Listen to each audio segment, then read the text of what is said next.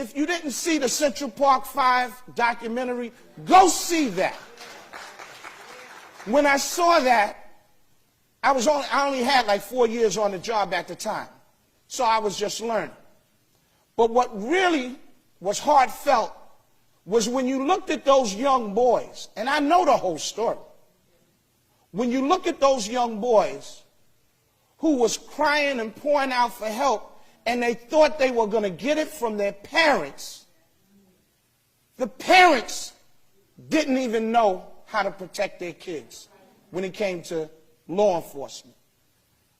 That's why we educate the community on what to do when stopped by the police. We educate parents because parents don't know, even if you do, which you shouldn't, but if you do give the police department the permission to talk to your loved one, if you do, at any given time, you can stop it.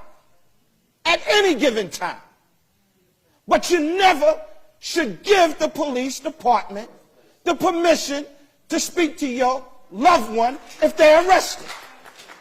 We tell the young folks out there, don't speak to them. I'm going to use part of my time to just give you a simple demonstration of what I teach young kids. When you're walking down the street, you get a call, and the police get a call. If the police stop you in an area, I'm going to give you a Saturday night, whatever area you're at, and the police stop you, do you know why they're stopping you? They're stopping you because you're the only one in that vicinity. So right then and there, you are the perpetrator. You don't know you're the perpetrator because they're not going to tell you you're the perpetrator. What they try to do is stop you by engaging you. How you doing, sir? Or whatever. Sir, did you see a car? Did you hear a gunshot? Did you see somebody run? And what you think is, you think because you're not the perpetrator, right? You tend to think, well, let me help them out, or let me defend myself. You don't have to defend yourself.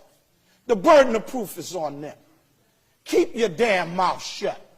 This is what I tell the young folks. That if that was to happen to you as you're walking, you say, officer, am I under arrest? No, you're not under, well then I must be free to leave. And then you start to leave. Let him or her tell, no, you can't leave. Well then, officer, am I under arrest?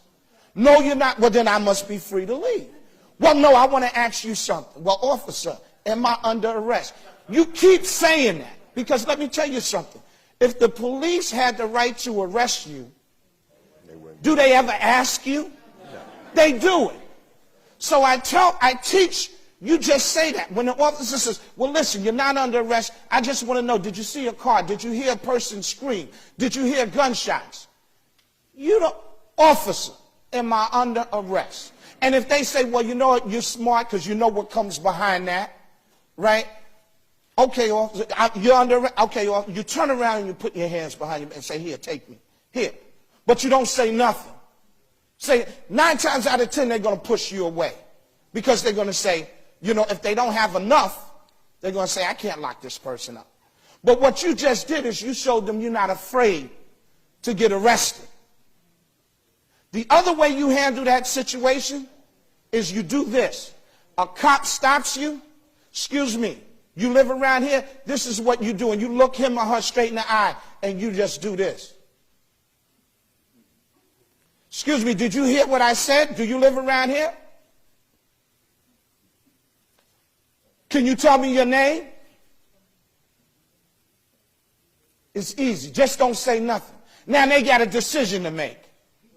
Either lock you up, beat you up, or let you go. Now there's going to be some derogatory statements coming behind that. But you know what? I guarantee you that 99% of the time, at the end of that confrontation, you'll be walking like this in a way and on your way. That's what you do. Stop trying to prove to them that you're not the person they're looking for.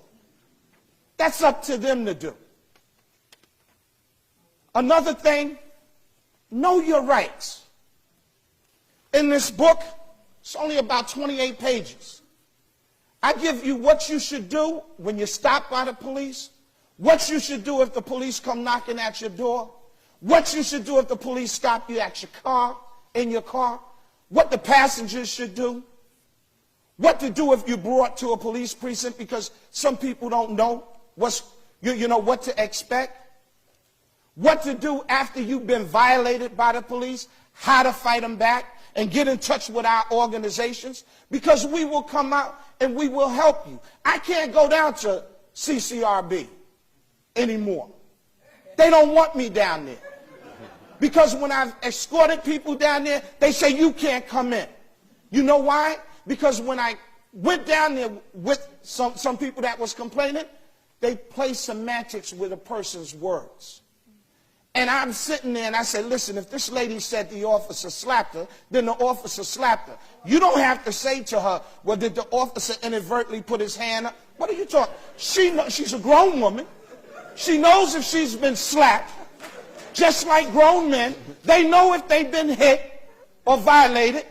You know, stop making excuses for the police. Well, they told me you can't come down here anymore. You know, it's all right.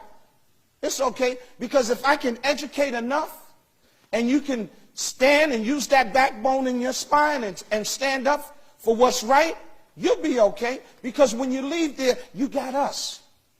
You got us, and you're going to have your community behind you if they just would stop being scared. We, as a people, need to stop being afraid.